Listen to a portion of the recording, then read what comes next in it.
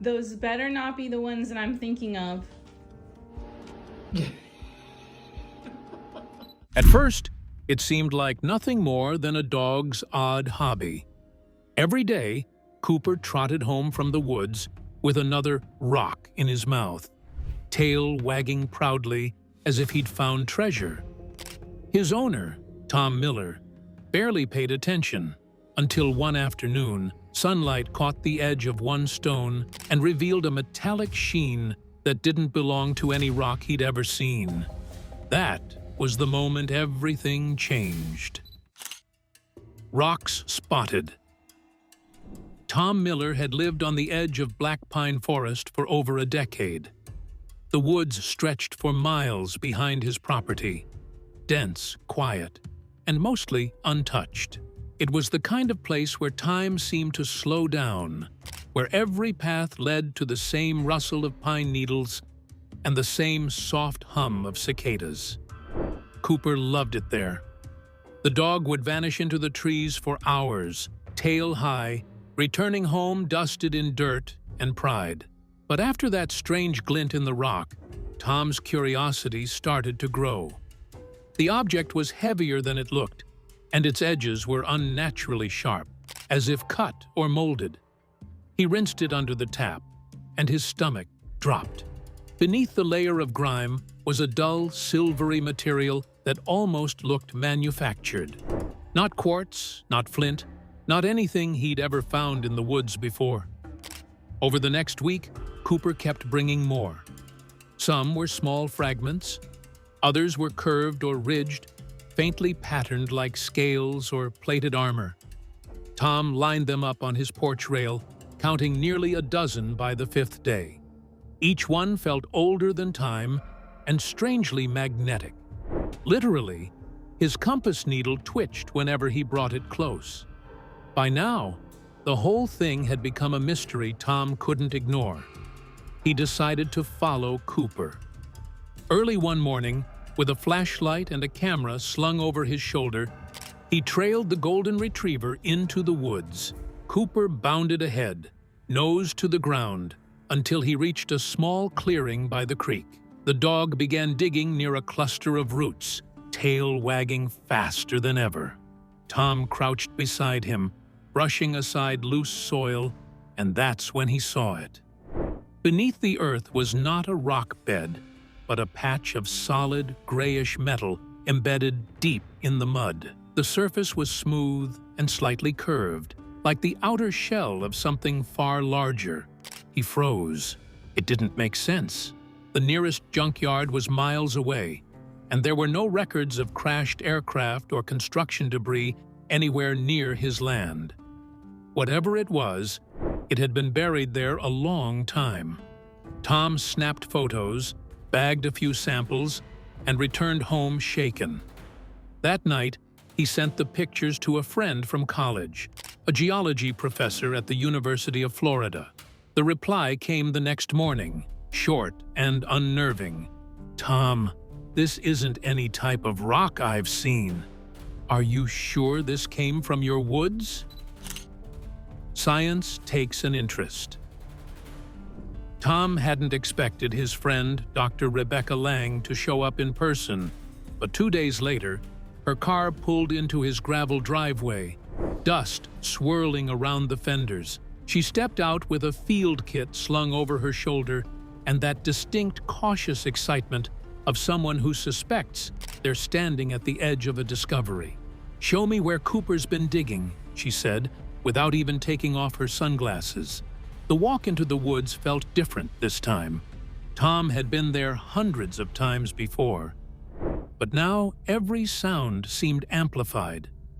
The crunch of twigs, the distant rush of the creek, the faint metallic hum he swore he could hear when the wind picked up. Cooper led the way, tail sweeping through the brush like a compass needle. When they reached the clearing, Rebecca knelt beside the exposed metal patch. She brushed away more soil with her trowel, her brows furrowing. "This isn't corroded," she murmured. "After all this time underground, it should have oxidized completely." Tom leaned closer. The surface was cold and faintly reflective, despite the weak sunlight filtering through the trees. Rebecca tapped it with a small hammer, producing a low, hollow ring that sounded almost musical. They collected several fragments, labeling and sealing each one before heading back to Tom's house. That night, Rebecca ran a series of quick tests using her portable spectrometer. The data left her speechless. "It's mostly silicon and iron," she said, "but there's a trace alloy I can't identify. Not industrial, not natural." It's strange, Tom tried to laugh it off. "So what are you saying, Becky? My dogs found alien junk?" She didn't answer right away. Instead, she zoomed in on the scan results, her expression unreadable. "Not junk," she said softly. "Maybe something ancient, but it's not alien. It's engineered." Over the next week, Rebecca reached out to colleagues across different universities. Soon, geologists, archaeologists, and even a materials scientist from NASA were emailing her back, all intrigued by the strange readings. Some speculated it could be remnants of a forgotten military experiment. Others thought it might be evidence of prehistoric metallurgy, a theory so wild it bordered on science fiction. Within a month, a small research team arrived to excavate the site.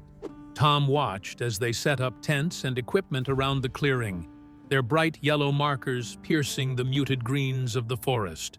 Cooper, always curious, hovered near the dig site, tail wagging as if proud of his discovery.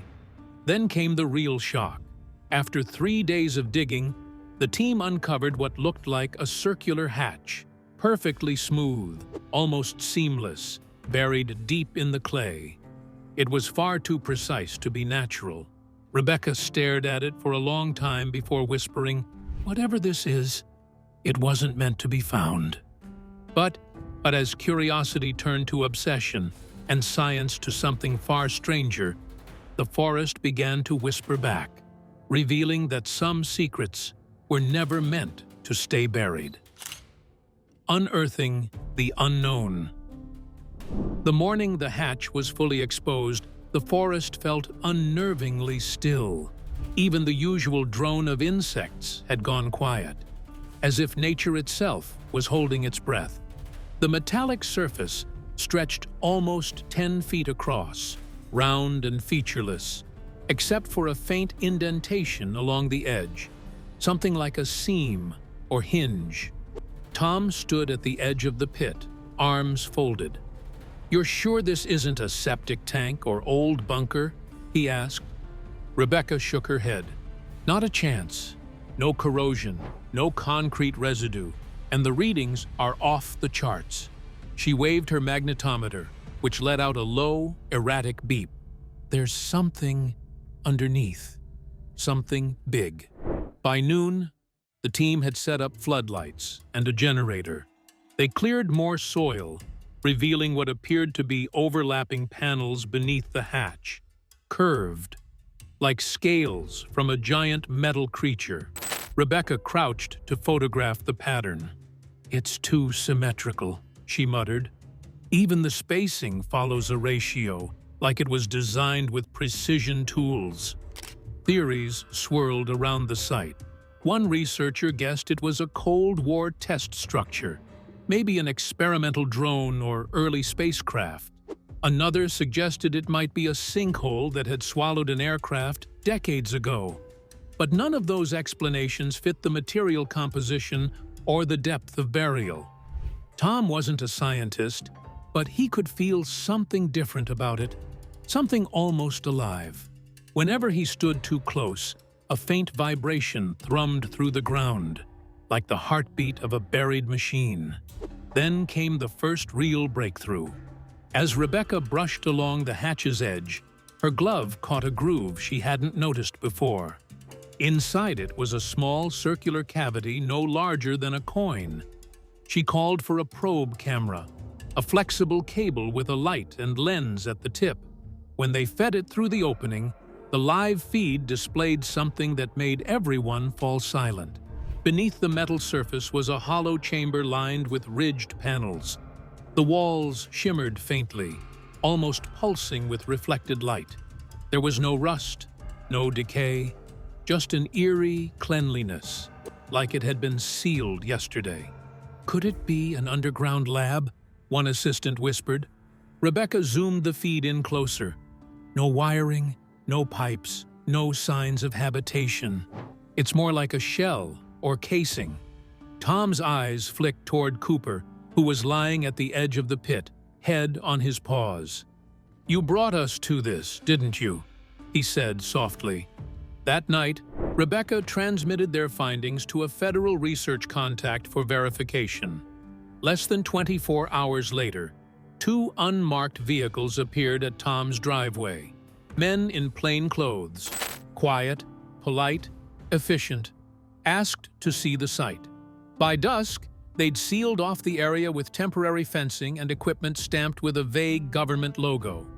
Tom and Rebecca were told the site posed environmental safety risks. They were asked to sign non-disclosure agreements, and by the next morning, every trace of the excavation, equipment, soil samples, even the hatch itself was gone. All that remained was a patch of freshly turned earth and a few disturbed roots.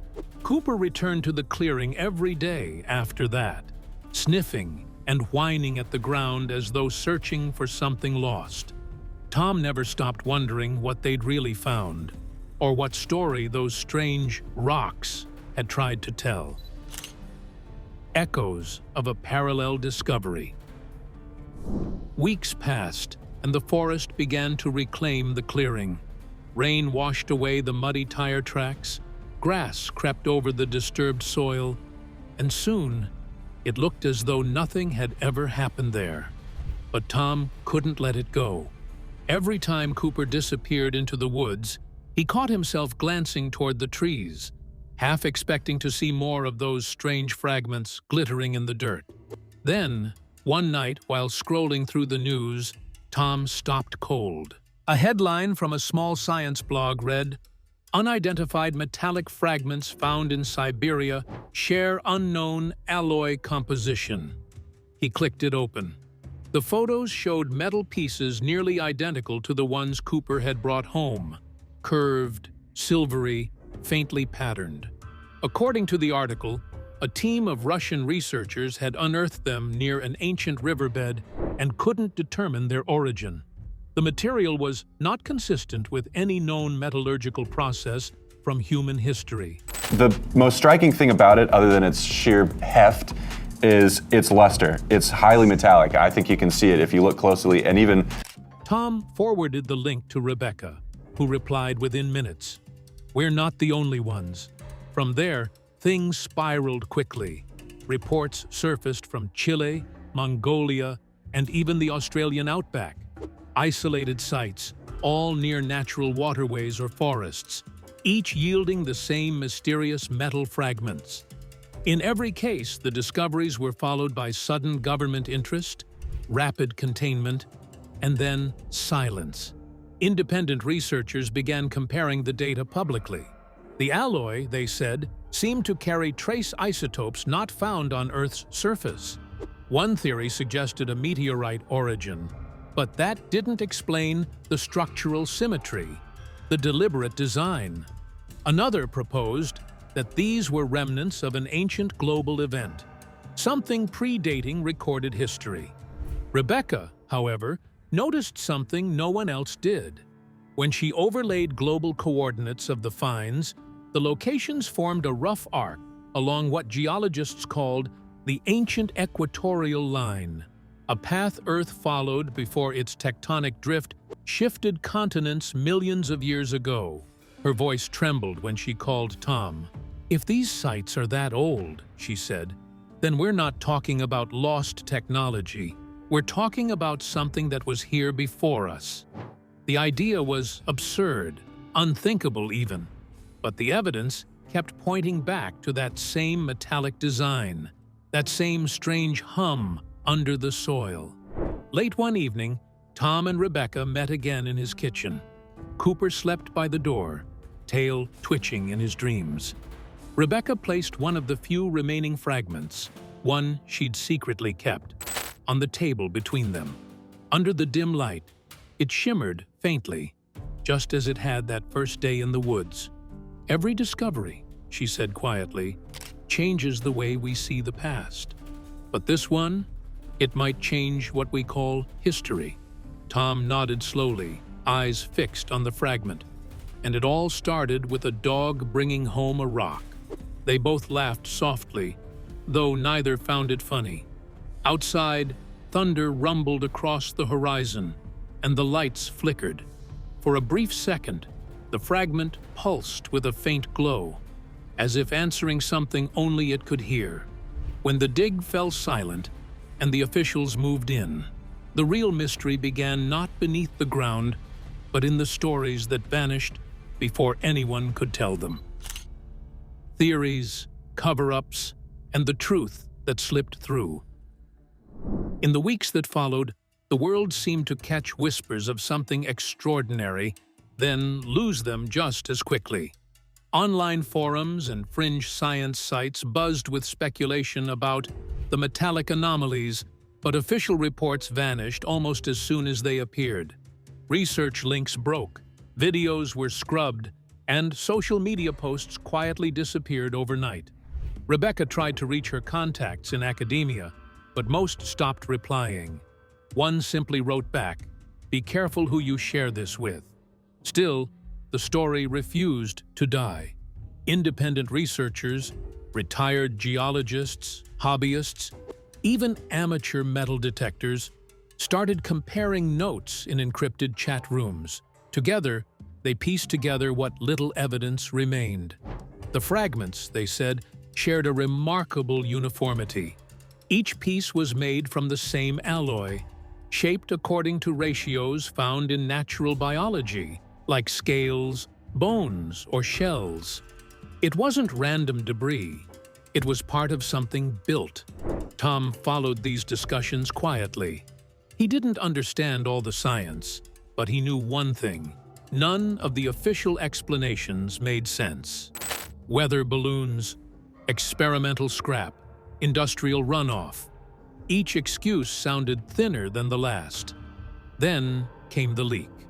An anonymous user uploaded a series of documents allegedly belonging to a joint geological survey team operating in Florida months before Cooper's discovery.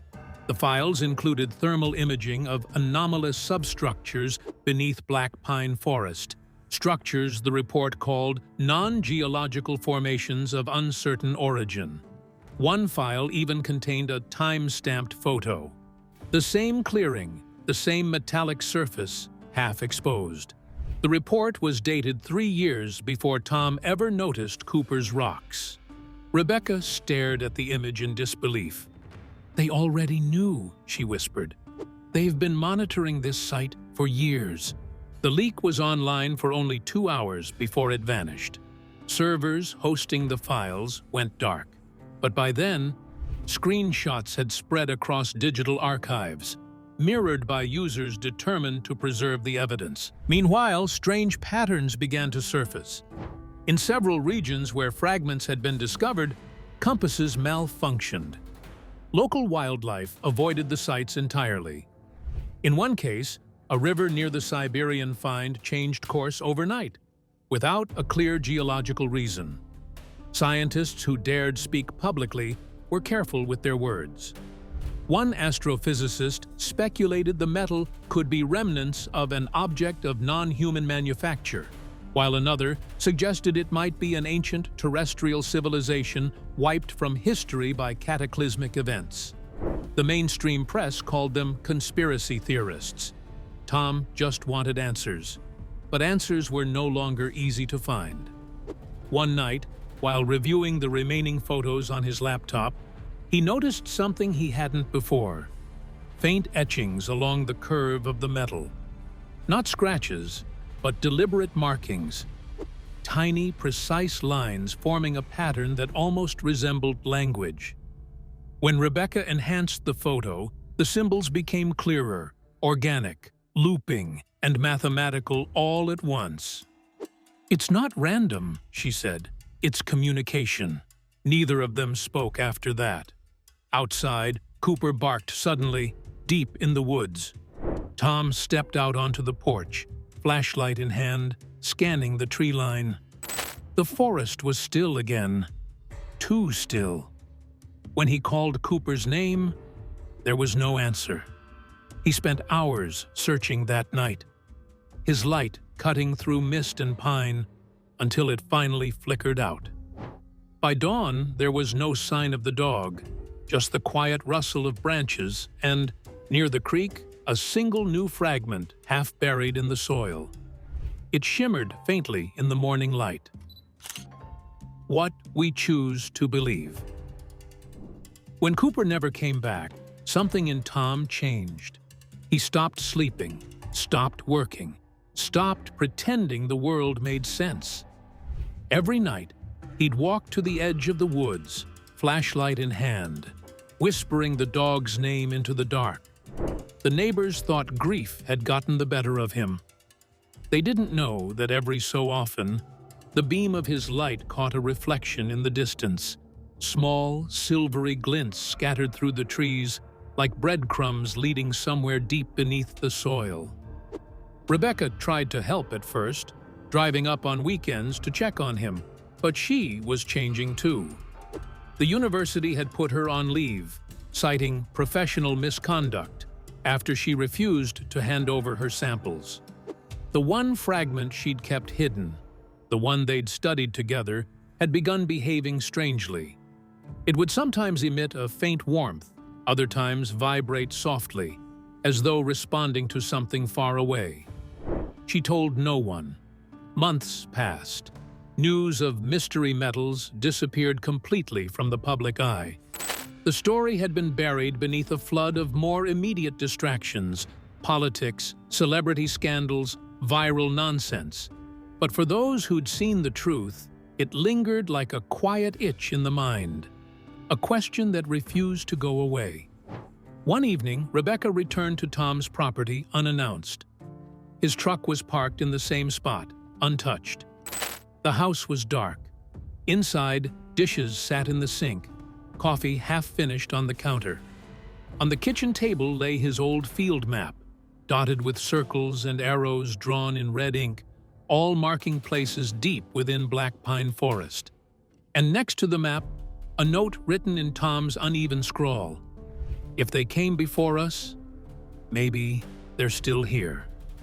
Rebecca read it twice, then turned toward the window. Out in the distance, through the black silhouette of trees, she saw something faintly glowing. A pulse of blue light, rising and falling slowly, almost like a heartbeat. She felt it then, the same vibration under her feet that had rippled through the ground that first day by the hatch. The forest was alive again. No one ever saw Tom after that night. Some said he left town. Others whispered that he'd gone too far into the woods and never found his way out. But those who lived nearby told the same story. Every few nights, when the fog rolled in thick and low, they could hear a dog barking from somewhere deep inside the trees, followed by the faint metallic echo of something stirring beneath the earth. Whether it was real or just memory twisted by grief, no one knew.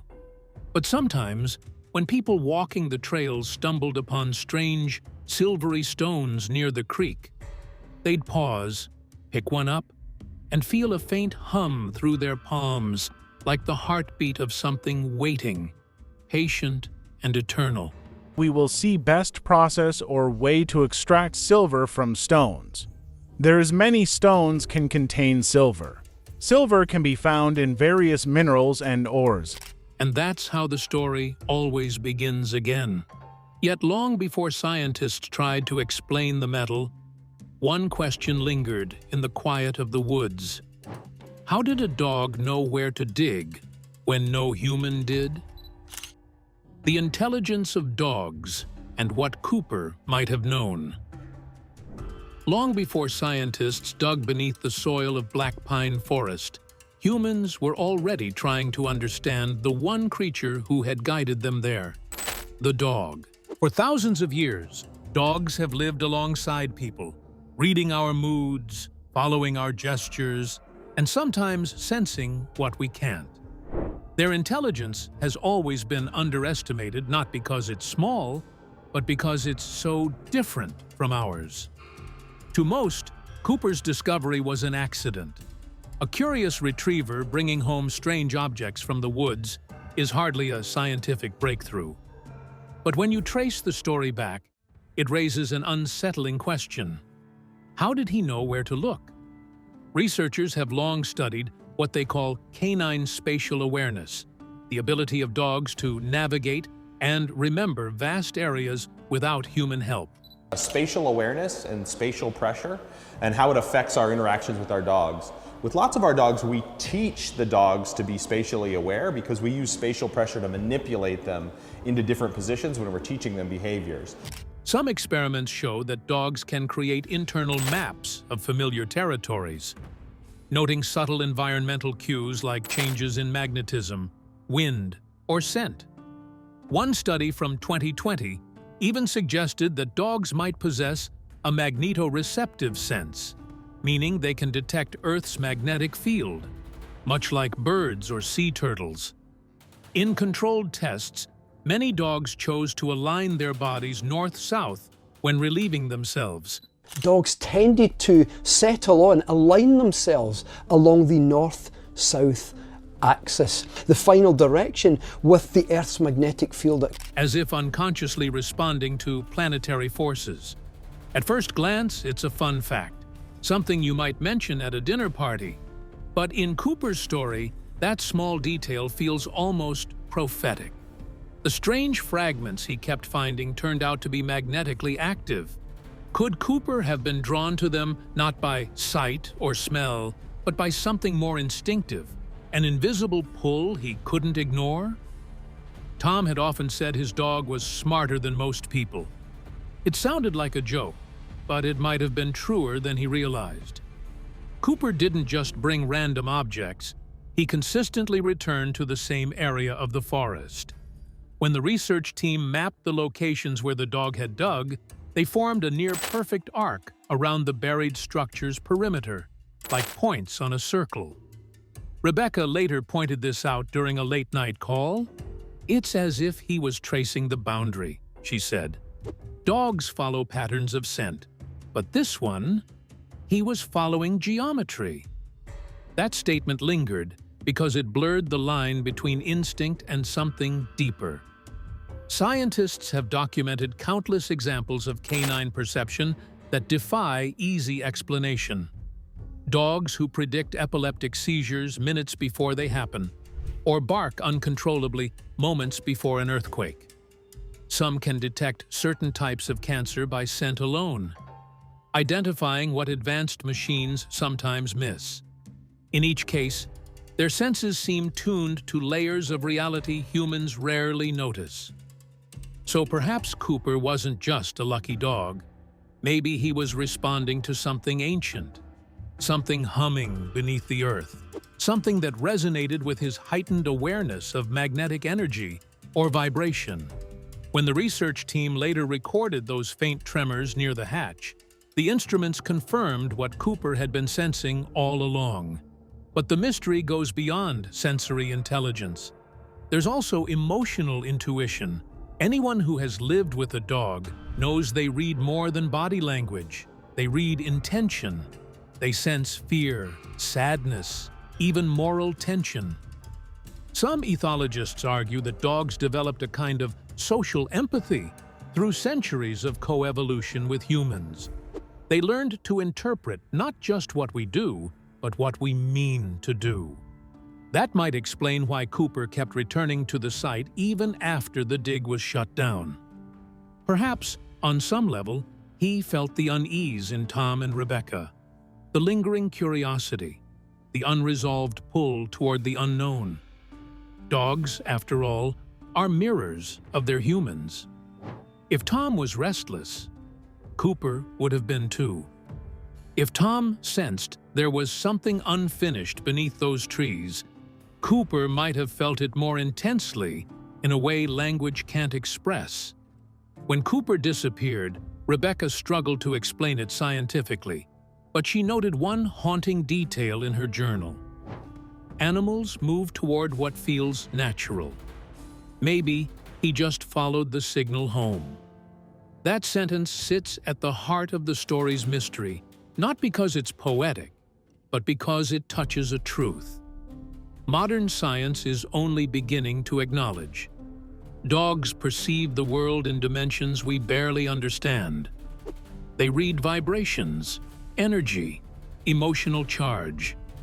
They sense storms, earthquakes, illness, and sometimes, maybe, the thin veil between the past and the present.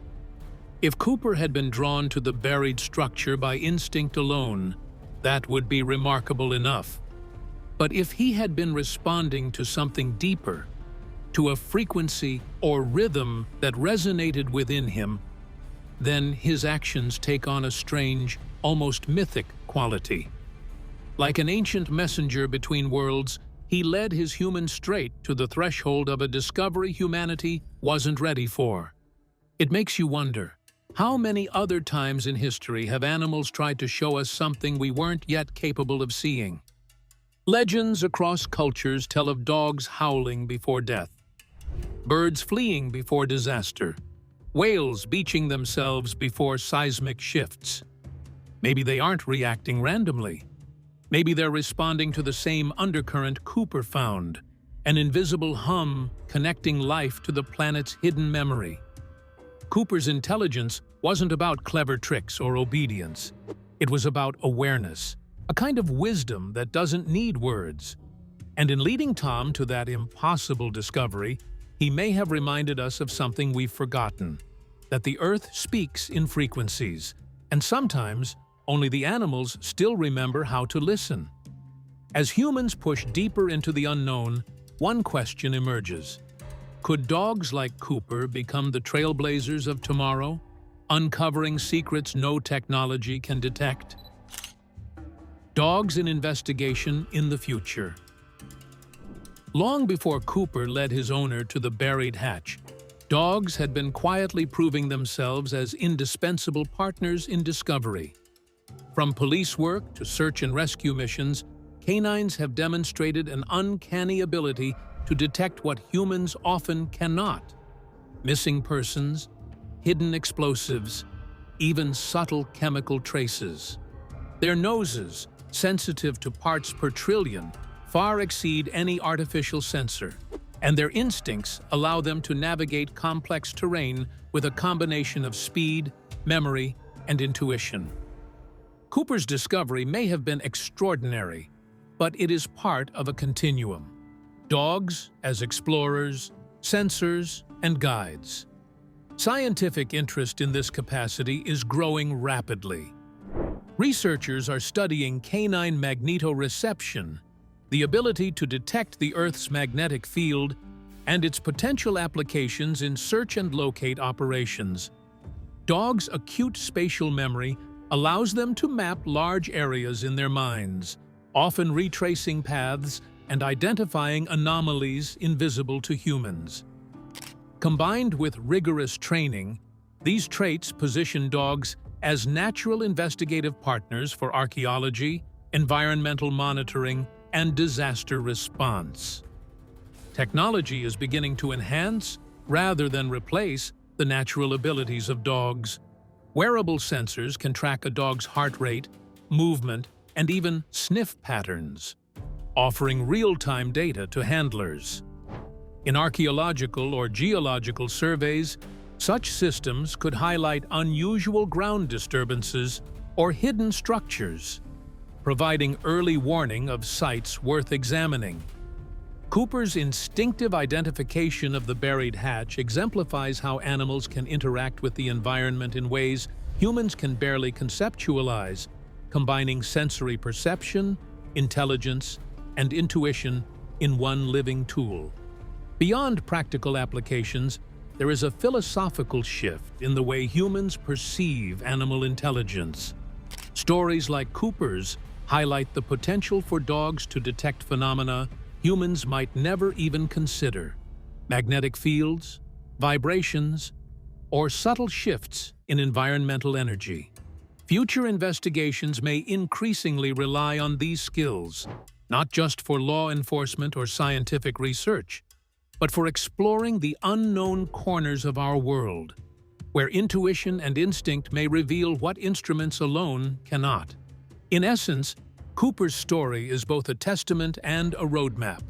Dogs may become the first responders to mysteries hidden beneath our feet, guiding humans toward discoveries that require more than just eyes and instruments. They require perception, awareness, and a connection to the living world that only animals can provide.